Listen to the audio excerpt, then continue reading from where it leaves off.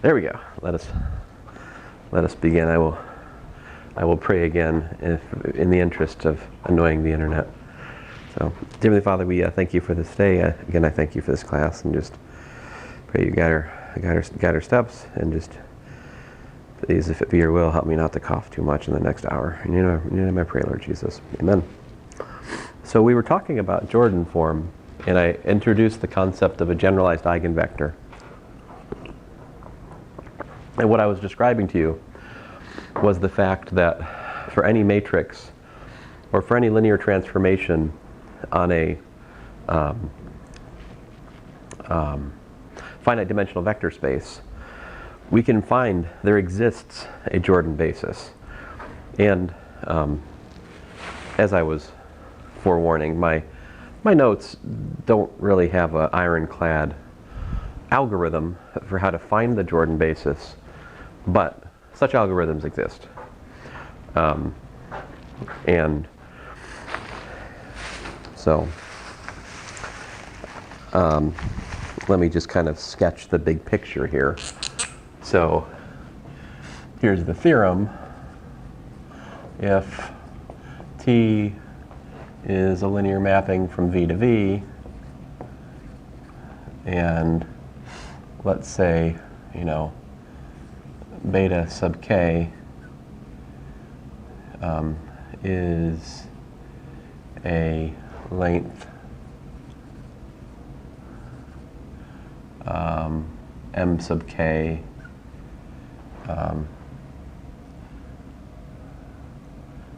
chain of generalized eigenvectors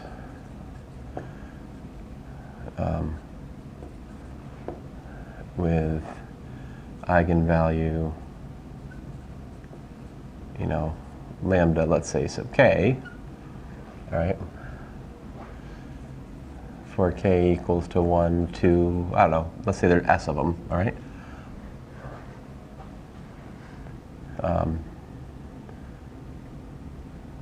For which,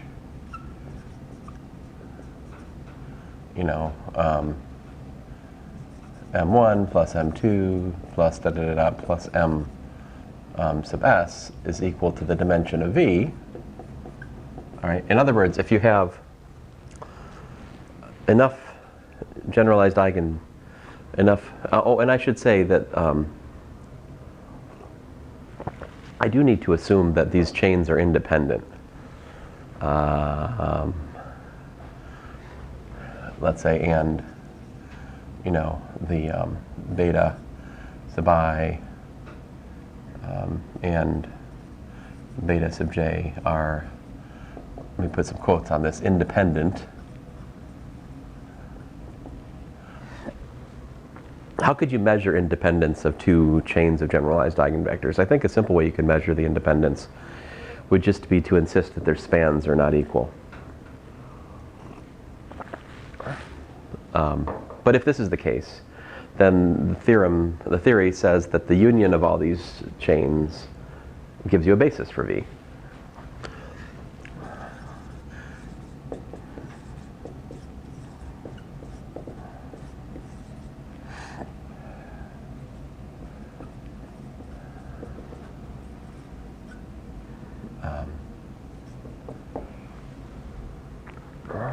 Now, I'm not assuming that the eigenvalues are independent here.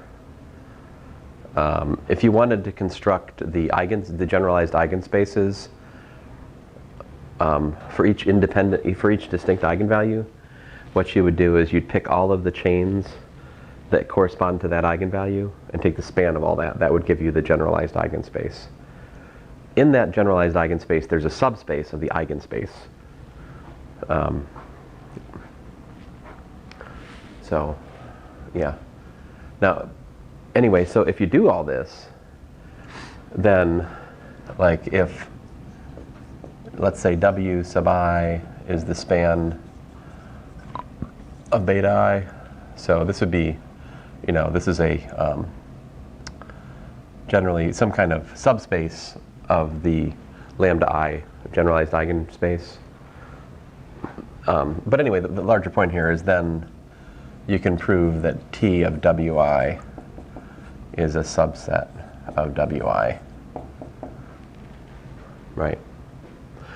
In other words, the span of each generalized eigenchain, the span of each chain of generalized eigenvectors is an invariant subspace of the linear operator. That's fairly apparent from like the chain conditions. If you go back, right, and look at this right here, if you look at that equation that I just boxed in black, that equation, right, that equation means that if you take T and you map the eigenchain, what do you get back? Well, you get a multiple of the thing you fed it, and you get another thing in the chain. So it's a linear combination of chain vectors, which of course is in the span of the chain. So the span of the chain of generalized eigenvectors is an invariant subspace of T, for sure. And as such, the beautiful theorems we saw about when we have the vector space is the direct sum decomposition of invariant subspaces, and we form a basis, which is, basis for each subspace, union with basis for each subspace together, then that makes the matrix of T a direct sum of the matrices for each one. Like so, anyway, then the matrix of T with respect to the beta basis is just like the matrix of T restricted to W1 with respect to the beta 1 basis, direct sum T restricted to W2 with respect to the beta 2 chain basis, direct sum, direct sum. Finally, we get to the T restricted to W sub S of the beta S basis. My notation for putting two betas, because it's kind of obnoxious, right?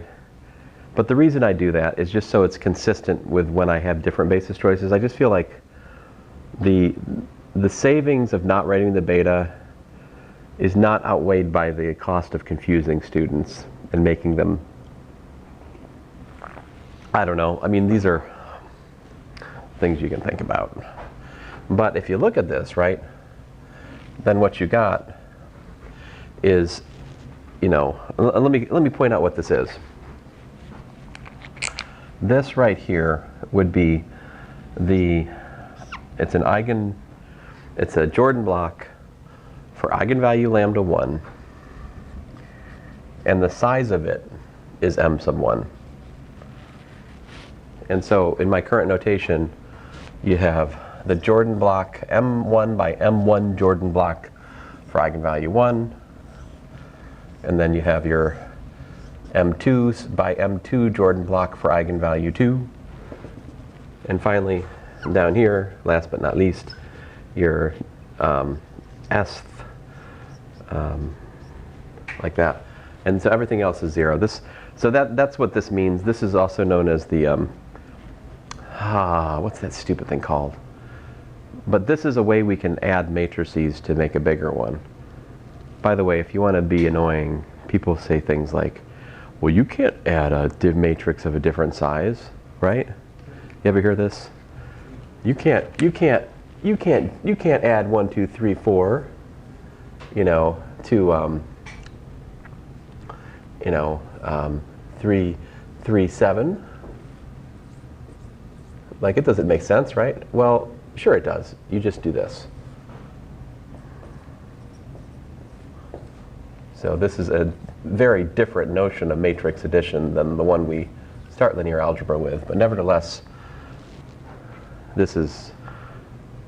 I'm introducing a new operation on matrices to build the big matrix from this kind of external sum, I suppose you could call it.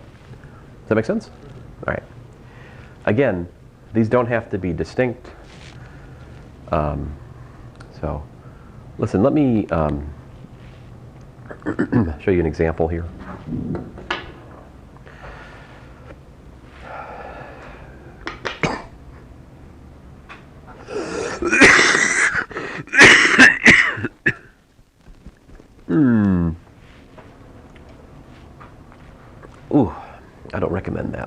let's see here. Where was I? Oh, an example. We should have an example. I'll use this other board over here. I never use this board over here. I'm gonna use this board over here for a change. Oh, is it okay? Yeah. Yeah. I don't think that particular estimate is at all easy. I think like that is I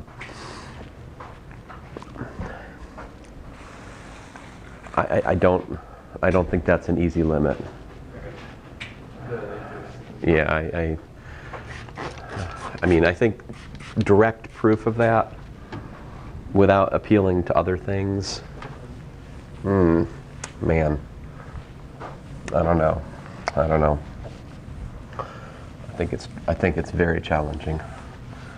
Well, I mean, try to prove it, take a step back, just try to prove it for the real exponential. See what you're up against there. Because, anyway. Okay, so example.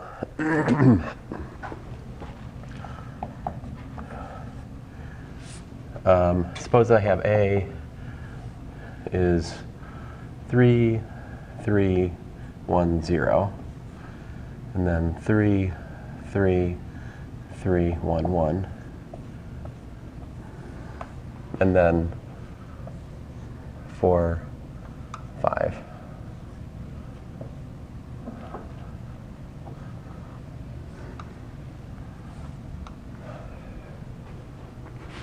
So I just like to rattle off a few things really quickly. First of all, the characteristic polynomial of A would be t minus 3 quantity to the 5th power times t minus 5 times t minus 4 rather times t minus 5. So you can see that the spectrum is 3, 4, and 5. The spectrum is the set of eigenvalues. All right. Now, it's not universally insist. If you want to put them in kind of a, a nice arrangement, you can put them in increasing. If you've got real eigenvalues, sometimes it's nice to of course, you could easily change the order of the blocks, still have the same eigenvalues, right? I don't know. Just saying. So that's the characteristic polynomial. The minimal polynomial of A. Minimal polynomial of A is the monic polynomial of least degree for which m sub A of A is equal to 0. It's a definition. Yeah.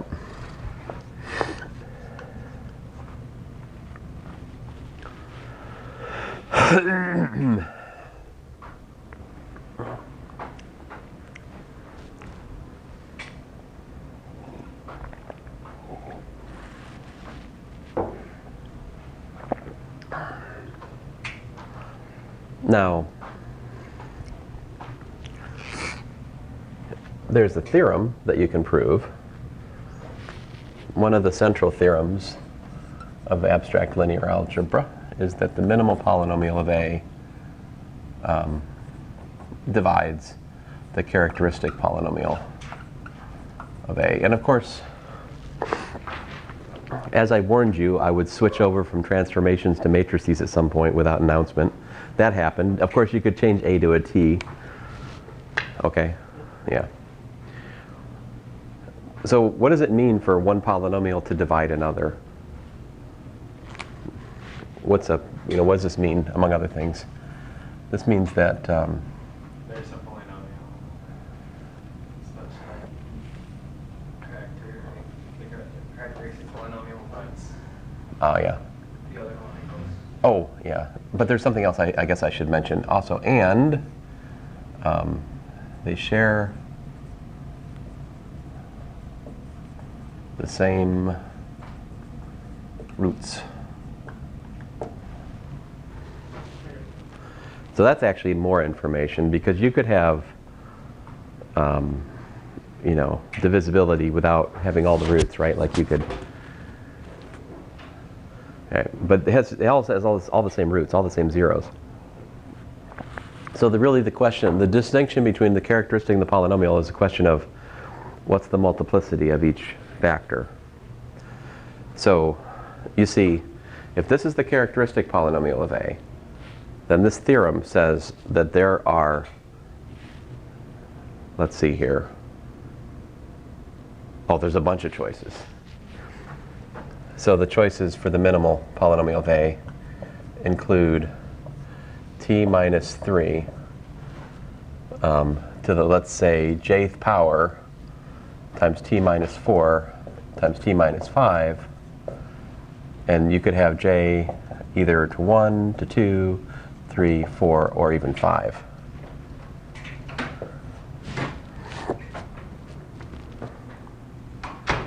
Who was that? Dr. Brittany. Oh, okay, that's cool.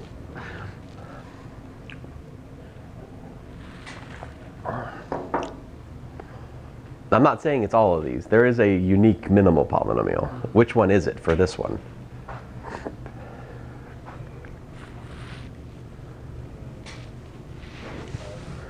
Now what I mean by this is you plug A into here and calculate the product, right?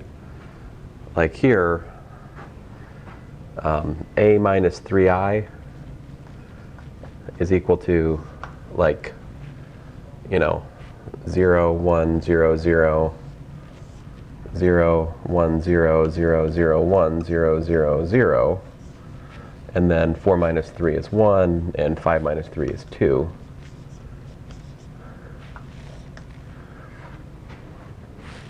So that's A minus 3i. A minus 4i, it's got stuff up here, stuff here, there's a 0 here, and fine, I can do the, all right, so 5 minus, is 1 down here, fine, I can be A minus 5i, stuff, stuff, stuff, 0. Sorry, my blocks have gotten squished and tilted, but my point to you is that if you subtract the 4 times identity, or 3 times identity, or 5 times identity, it makes the places where the eigenvalue corresponding to the factor is, it makes those 0 in the matrix. And when you multiply block diagonal matrices, you multiply them by the blocks. So block times block, block times block, block times block. So the fact that there's a 0 here and here automatically makes the product of this and this and that have a 0 in the lower 4, 4, and 5, 5 spots. Now, if I just multiply this, now these are non-zero. Okay. So if I multiply this times that, I get non-zero again. So the question is then what's A minus 3i squared?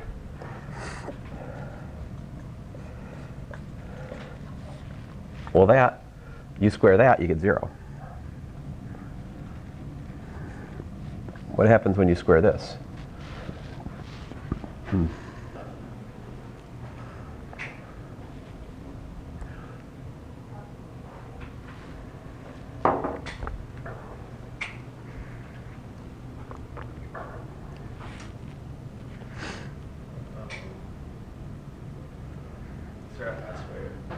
We just think about it. So like this times that is 0. This times that, 0, 0, 0. So 0 for the second column. This times, 1.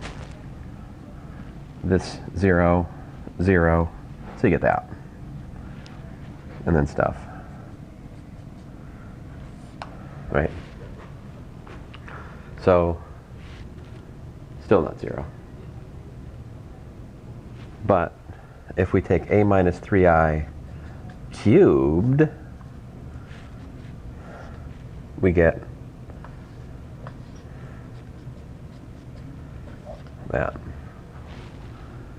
So you can see from this that, in fact, to summarize my calculation here, A minus 3i cubed times a minus 4i times a minus 5i is equal to the 0 matrix. And if we try to make a, and the thing is, we know from the theory that the minimal polynomial has to share the same roots as the characteristic polynomial. Characteristic polynomial clearly has 3, 4, and 5 as roots. So we have to look at powers of a minus 3i, a minus 4i, a minus 5i. Through this explicit calculation, we have proved that the minimal polynomial therefore must be what?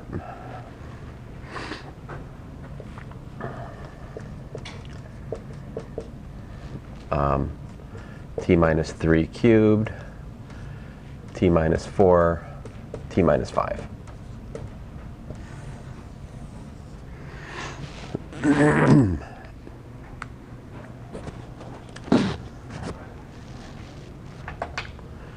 So then, all right.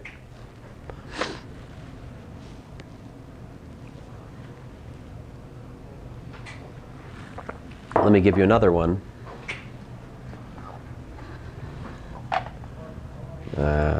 Can I erase some of this? All right. Can I take a picture? Oh, yeah, of course. Man, that door is always locking and unlocking. It cannot make up its mind, you know? Is that every time I walk by, is it like sensing my ID or something? Or is it sensing IDs of people in the hall? Like, what makes it trigger? It's very triggered. Shut up. All right, All right, so what if example 2, I have b equal to 2, 1, 0, 2, 2, 1, 0, 2, and then 3, and then 3, 3, 3, 3, like that.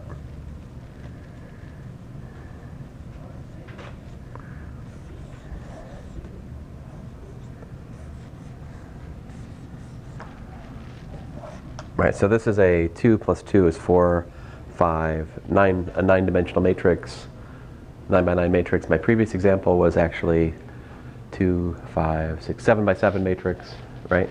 Fine.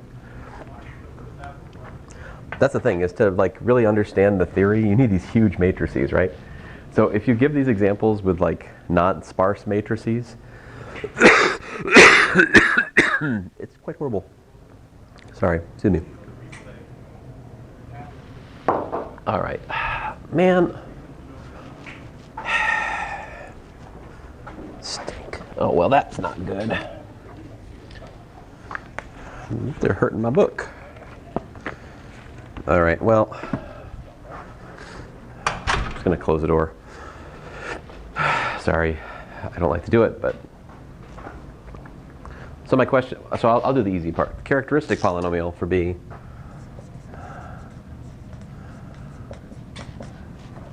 We have t minus 2 to the 4th power, and then t minus 3 to the 5th power. You tell me what's the minimal top polynomial of B.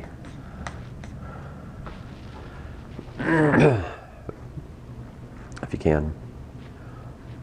I'll start you out. T minus 2. T minus 3. We know that it has to share the same factors. The question is what powers. So what do you think?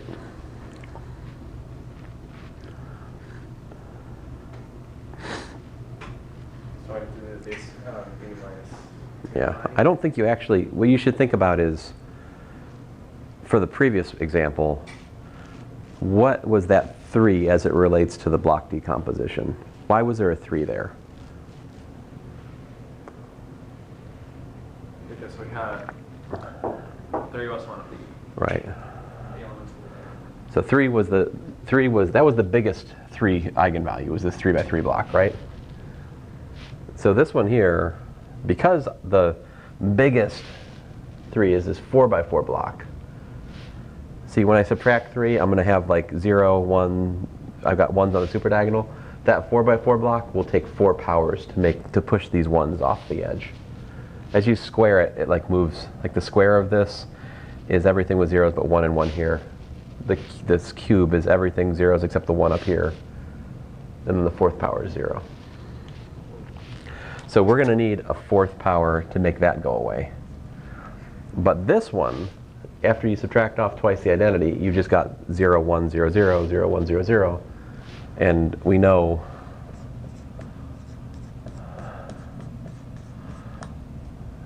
that's 0, right? So like this, I just need a 2 here. So once you understand this counting, if you have the Jordan form of the matrix, you can write down the minimal polynomial. However, is there a converse to this result? If I tell you the minimal polynomial, and I tell you the characteristic polynomial for a matrix or a transformation, so like up to ordering, is there a unique matrix which has that? You start thinking about this, the answer is obviously no, right? Because if instead of having this Jordan block, I had like 2, 2 with the 1 being 0, that would still have been that. You know? Or even if I had got rid of this 2x2 block and if I had like 3, 3, like all the 3s, right? Well then the characteristic polynomial would of course changed, but the minimal polynomial would not have changed. It would still be that. So if you start thinking about it, it's actually an interesting question. For a given minimal polynomial, what are the possible Jordan forms up to the reordering of the block? That's a kind of interesting question. Let's work that. Now, this of course is not really advanced calculus. I'm just trying to give you, a brief tour of abstract linear algebra. These are, what I'm getting into right now, this is very common to be like a linear algebra qualifying question. This is the kind of thing they like to belabor. And it seems like just dark magic when you first see it, because it's really just counting, and there's no, if you tried to take their definitions and just straight calculate it, you would never get to the end of it, right? It's not about, but that at the same time there is sometimes the need for some calculation. So it's, yeah. All right, well this is not a good marker. That's the bad thing about come over here. How about this one? What if we have the characteristic polynomial of A equal to, let's say, t minus 1 cubed, and then we've got t minus 2 squared, and we'll let the minimal polynomial of t be t minus 1 squared. And actually, let me make this the 4th power to make it slightly more interesting. And then t minus 2. So let's write down different Jordan forms which would give this characteristic a minimal polynomial. All right, so I'll just try to write one down, right? So we could have 1, 1, 0, 1, and then 1, and then 1, and then 2, and then 2.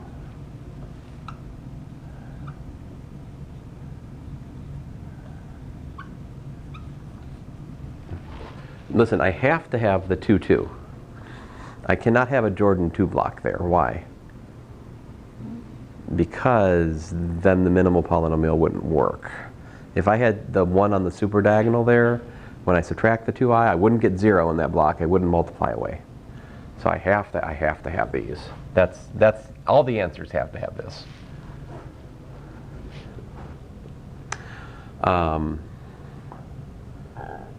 Let's see here. So that's one possible pattern, right? What's another thing you could have? How about this? Well, maybe you can tell me. What's the other possible pattern? I think there may only be two patterns here, actually.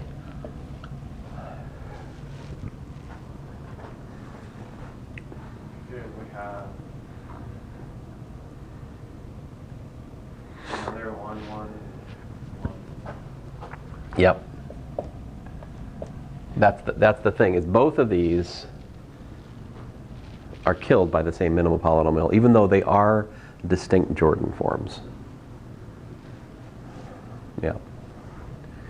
And I think you can start to see another theorem, which is that if the minimal polynomial doesn't have a multiplicity in the root, what does that mean? What does it mean if t minus lambda j is the highest power of t minus lambda j, which divides m sub a of t?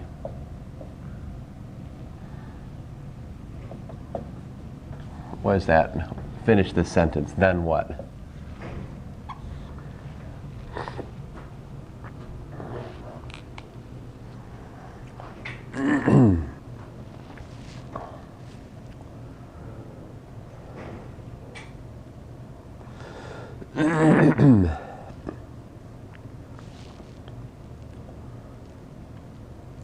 If that's the highest power that divides. Like, so for example, in this one, well, there's nothing in here, but the previous, oh man, I erased, well, this one up here. 4 and 5. That, t minus 4 and t minus 5, highest power that divides the minimal polynomial, right? Wasn't the case for this, for 3. Why is that? Well, that's because 3 actually has generalized eigenvectors. 4 and 5, no such things. So that would mean that that eigenvalue does not support generalized eigenvectors of higher order degree. Or in other words, if you were to look, in other words, the transformation or the matrix, let's say the transformation for a second here. That's more easy for me to talk about. Then T restricted to the eigenspace of lambda j is diagonalizable.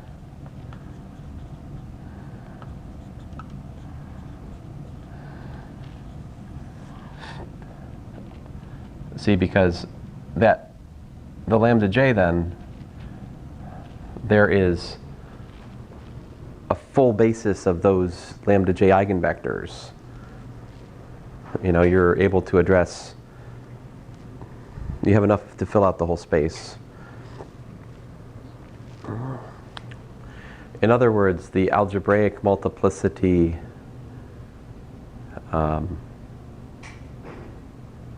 is equal to the geometric multiplicity for lambda j. Oh, yeah, I could say that.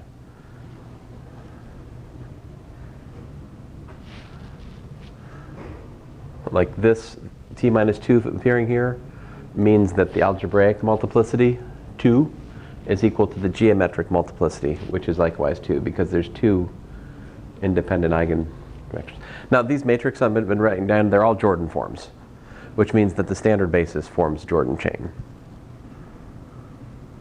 You could try it out, like A times E2 is equal to 3E2 plus E1. Or here, A times E3, it's equal to, let me do E4, it's more interesting. Fine, A times E3 is just E3, E3, that's an eigenvector. A times E4 is equal to 3E4 plus, so 1 here, E3. A times E5 is equal to 3 times E5 plus E4. So that,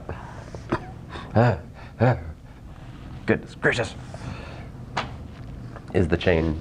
That's, A minus 3I E3 equals to 0, A minus 3I E4 equal to E3, A minus 3I E5 equal to E4.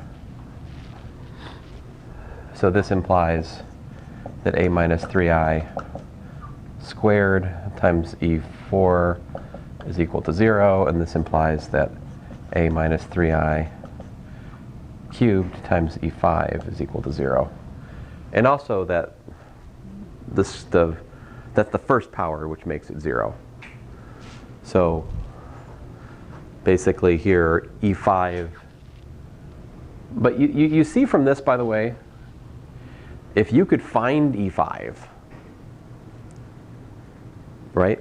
If you could find the highest, the top of the chain, then you can power by a minus 3i to generate the next one down.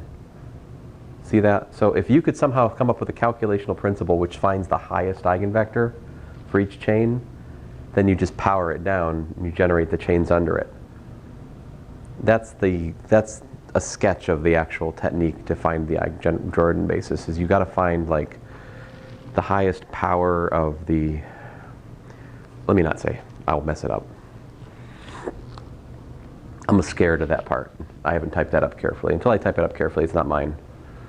Anyway, does this make sense? I need theory based on this. Okay. Now, let's talk about differential equations. Well, there's two things to talk about. The one thing to talk about is the complex issue. You know, like what does the complex issue look like? So maybe I should do that first, and then I'll come back to the differential equations. Okay. So let's talk about complex. The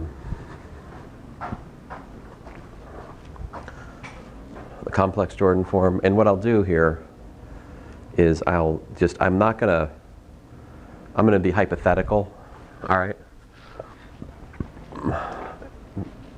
I'm going to suppose we have a transformation and make up some data, all right? So like example 3. So let's suppose we've got T, it's a mapping from, V to V. The dimension of V is actually 4, the real dimension. So a real vector space, dimension 4. Turns out this guy doesn't have any real eigenvalues. It's only got complex eigenvalues, all right? And let's suppose we have that T of, Z1 is equal to lambda Z1, and that T of Z2 is equal to lambda Z2 plus Z1.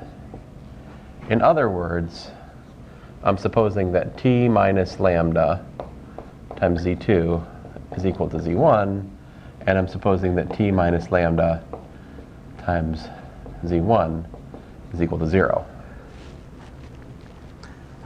And let's suppose here that lambda is alpha plus I beta, and Z1 is x1 plus I y1, and Z2 is x2 plus I y2.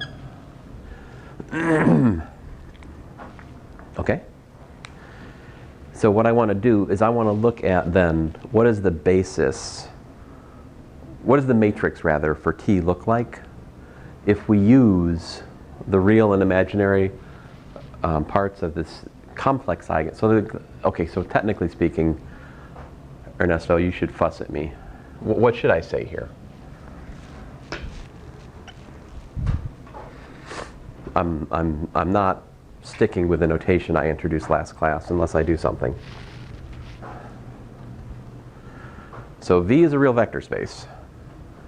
I'm saying here that x1, x2, y1, y2, these are elements of V.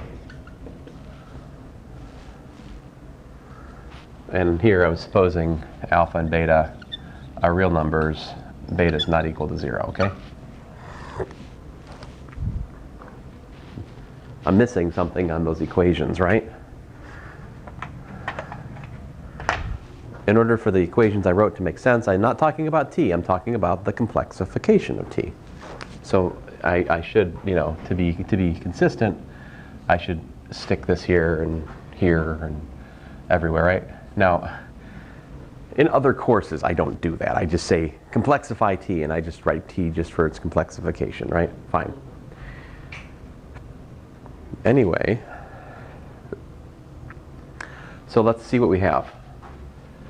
First of all, we have t of, x1 plus I y1 is t of x1 plus I times t of y1, right?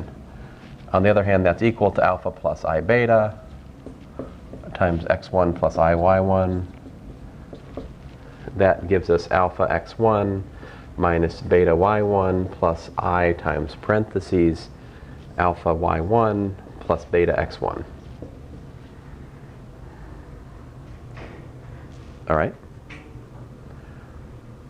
Now let's process what the other equation gives us. What is this one here? We also know that t of x2 plus I y2 is t of x2 plus I t of y2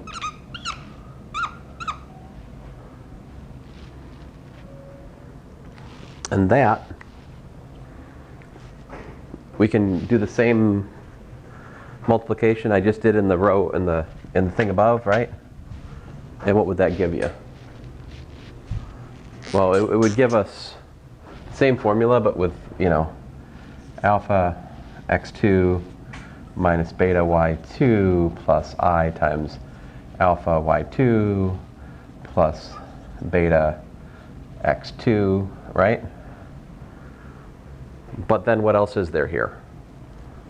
Remember up here? So we have t, my bad. Look at this. I keep forgetting to adorn my complexifications with their proper sub-Cs. So remember we had that's equal to lambda z2. That's what I have here, right? Just to emphasize, this is my quote-unquote lambda z2. And then I'm supposed to do plus z1, right? So plus x1 plus I y1. You got me?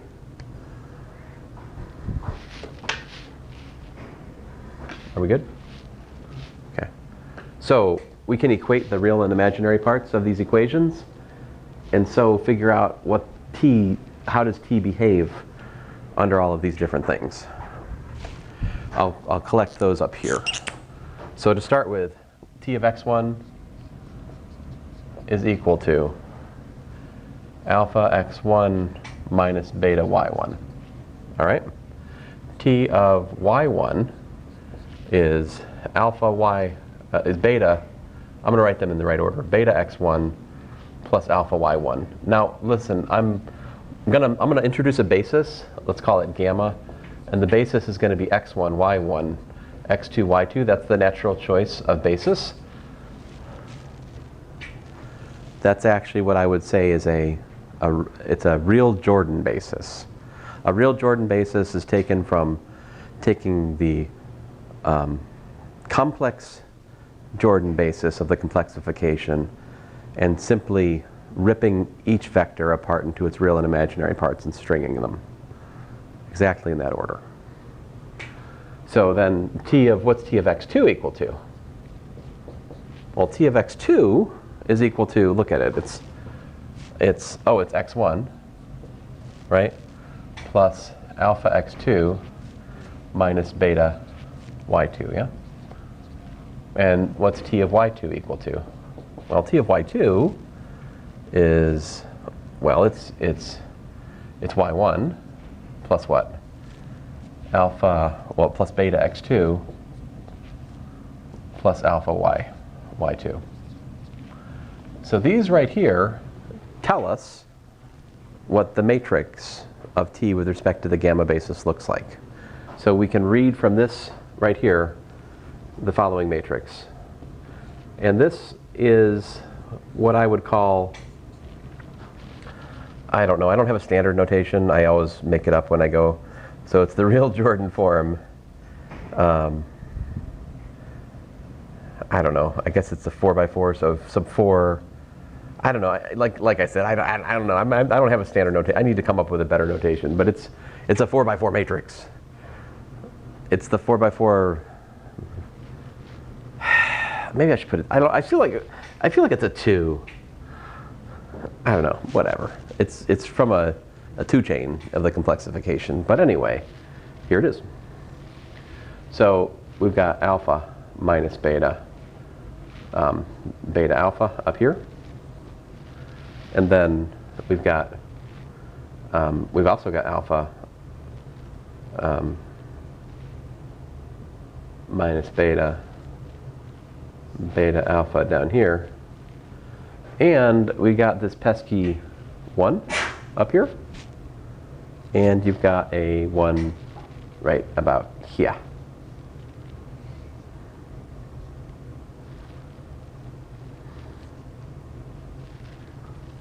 And these are zeros. This can also be written as alpha minus beta, beta alpha tensor with I 2x2. No, that's not that. That's not right. Or is that right? Well, listen.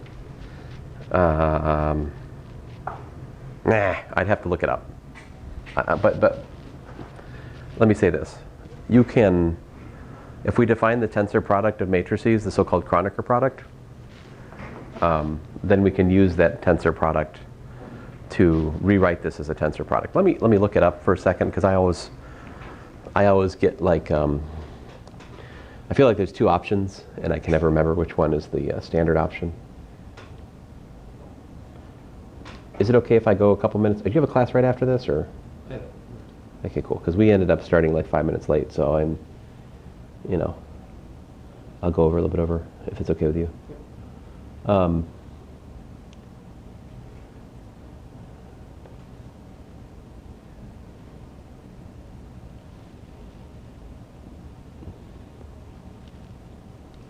Okay, so at least if we follow my notes, I put the, let me see if I can explain it.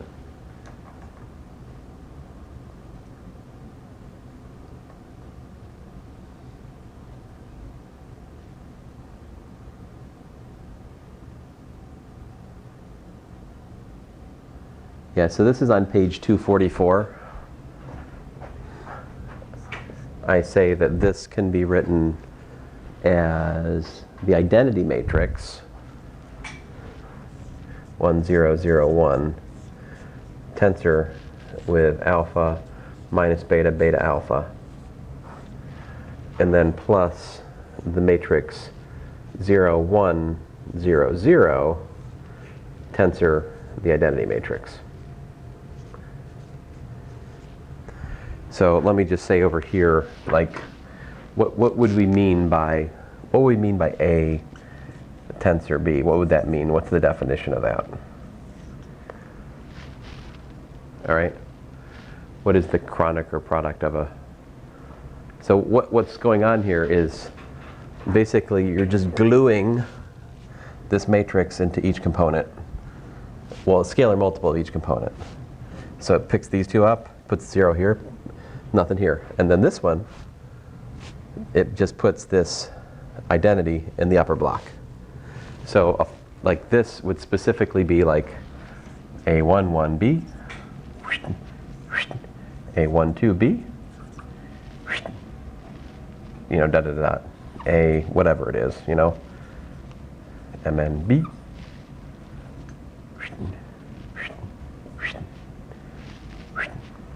So if A is M by N and B is a K by K matrix, this makes this, MK by NK matrix. But anyway, does that make sense? So what's going to happen if you, instead of having a 2 chain of complex eigenvalues, you had like a 3 chain. Well, for the complexification, right? Then what's going to happen is you're going to get not 2 alpha minus beta blocks. You're going to get 3 blocks, and you're going to get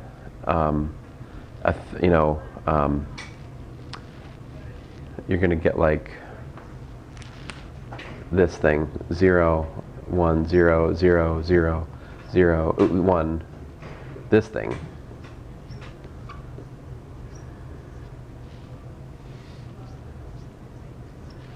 That's going to be what? Let me just write it down. Let me write it down. You got this?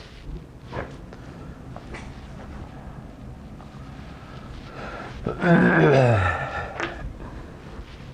right, so like the 3 by 3 case would be something like, so the real Jordan form 3 chain case for alpha plus I beta, I believe, would look like alpha minus, oh my bad, alpha minus beta. Is that right? Or did I put the, oh, I'm bad. Look at that. See, this is, Ernesto, don't let me do that. Look. Minus, plus, okay? I had to be careful. In complex, the signs are different.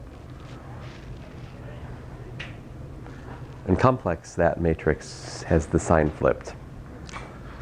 Anyway, so alpha minus beta alpha, one of these here, another one, alpha beta minus beta alpha, another one here, alpha beta minus beta alpha, like that, all right? So this, what I've written so far would be exactly 1, 0, 0, 0, 1, 0, 0, 0, 1 tensor with the alpha beta minus beta alpha matrix, right? But then you also have this piece, the so-called nilpotent piece. The nilpotent piece, the piece which will square to 0, which will power to 0 eventually, you're going to have 1, 0, 0, 1, 1, 0, 0, 1, and then zeros everywhere else. Well, let me not write the zeros everywhere else. We'll just understand everything else is 0, okay? So it's plus, 0, 1, 0, 0, 0, 1, 0, 0, 0, tensor with the 2 by 2 identity. That's what this is. And once you understand that, it becomes kind of obvious what the real Jordan form for a 4 chain is going to be, or a 5 chain, et cetera, right?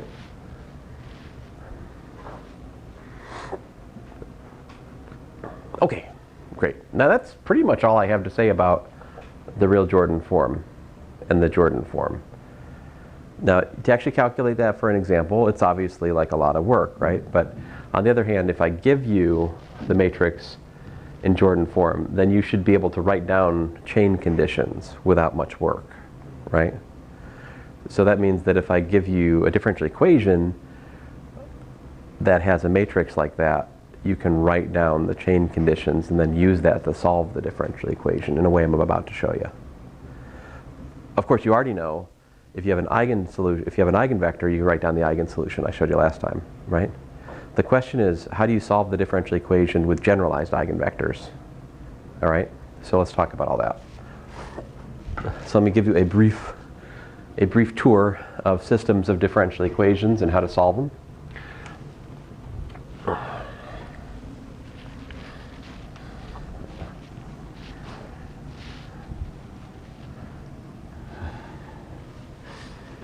So let me just state the problem we're trying to solve at the start, and we'll solve it. In the space of about 20 minutes, I can explain to you how to solve n linear differential equations and n unknowns with constant coefficients, an arbitrary one. So we're trying to solve this equation.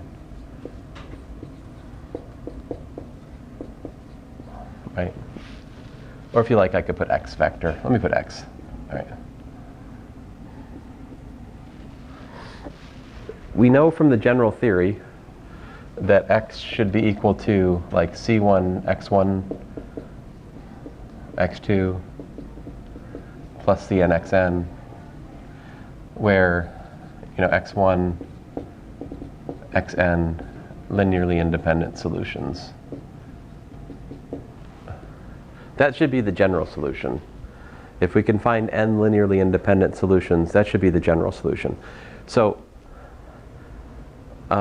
what people like to do is to say, well, if they're linearly independent, we can put them together in a matrix, right?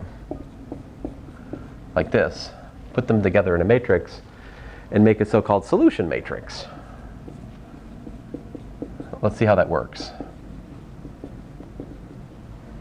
What happens if we calculate dx dt? How do you differentiate a matrix? How would you differentiate a matrix of functions of time? I realize we haven't really defined that, but you already know. You differentiate each component separately. So what that means is to differentiate this matrix of functions, you simply differentiate each column one at a time, right? So then what? Well, we're assuming that these are linearly independent solutions, right? That means that dxi dt is equal to a times xi, right? For each I.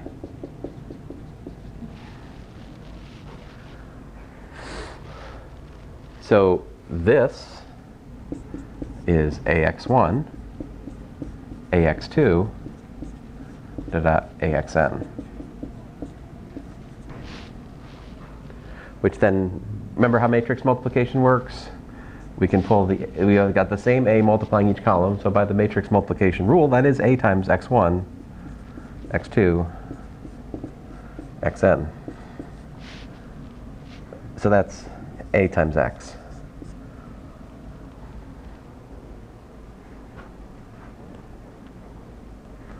So you see, I can trade the problem of finding column vector solutions to my differential equation for the problem of finding a matrix solution to my differential equation. Independence just means that the determinant of the big X is non-zero. So if I could find an invertible matrix of functions such that the derivative of the matrix is equal to a times the matrix of functions, that would be a solution matrix for the system. And the columns of that matrix then would necessarily be a fundamental solution set. That is to say, a set of n linearly independent solutions. But this is exactly what the matrix exponential is. Because if we differentiate the matrix exponential, well, what is the matrix exponential? Remember, it's I plus ta plus 1/2 t squared a squared, right? 1/3 factorial t cubed a cubed. You get the idea, right? We define the matrix exponential by its power series. So differentiating this, we get what? We get a plus ta squared plus 1/2 ta cubed plus dot dot dot dot. So if you tilt your head and squint, you can factor an a out, and you got yourself I plus ta plus 1/2 t squared a squared. Well, what do you know? It's a e to the ta. So this calculation, right? This calculation proves that the matrix exponential is a solution matrix for this system. And what that means is that every column in